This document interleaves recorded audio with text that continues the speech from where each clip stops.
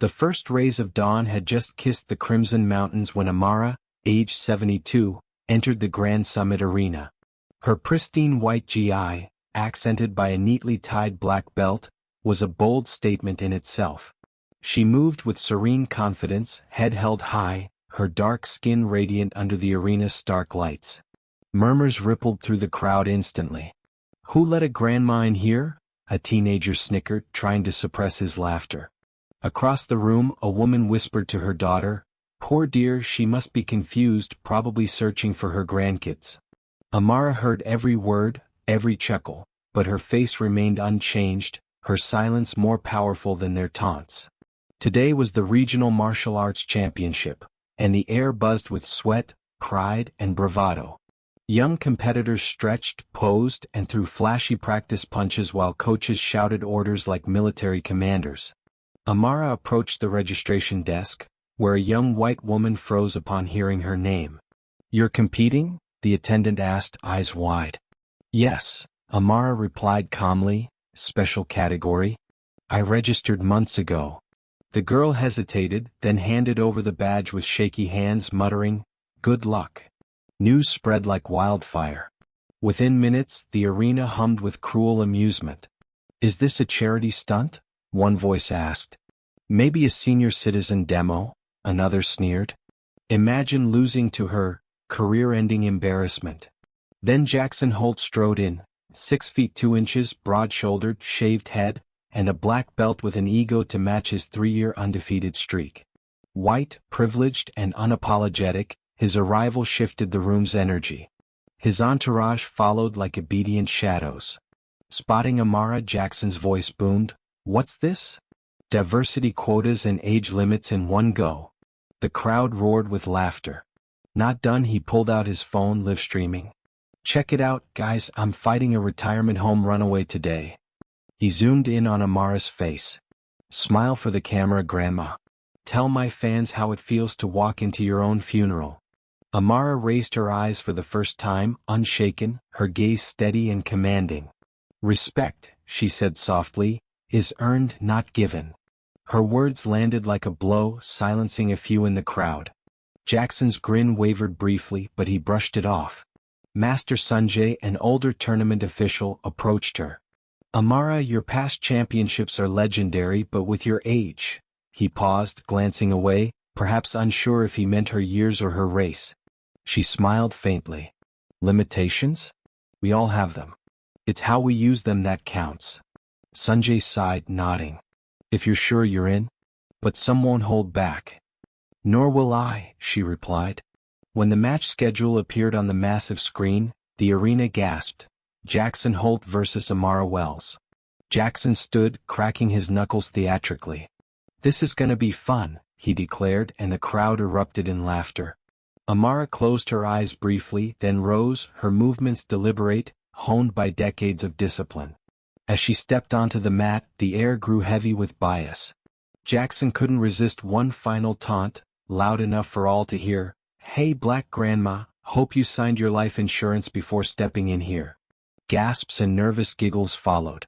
Amara stood centered on the mat, bowing respectfully. Jackson bowed too, but with a mocking flourish.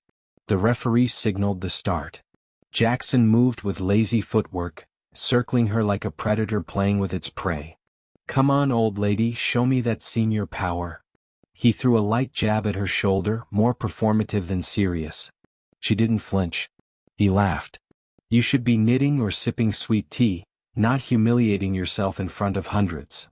A boy in the crowd whispered, "She's not scared."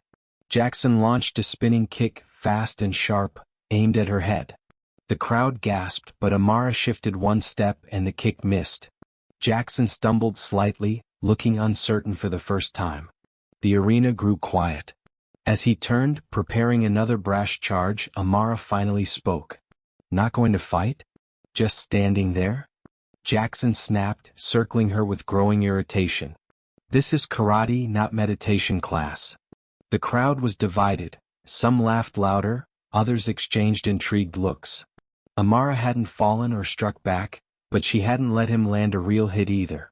Jackson tried a high kick, she blocked. He threw a straight punch she dodged with fluid grace. His smirks faded, replaced by frustration. This wasn't the easy spectacle he'd envisioned. His attacks grew wilder, but Amara's breathing remained steady, her eyes analyzing. Jackson's frustration boiled over. "Listen, old woman," he panted, sweat dripping. "You think a faded black belt makes you untouchable? This is my domain."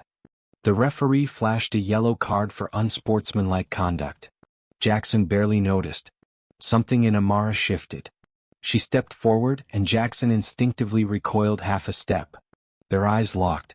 "Karate isn't about domain, boy," she said softly. "It's about spirit.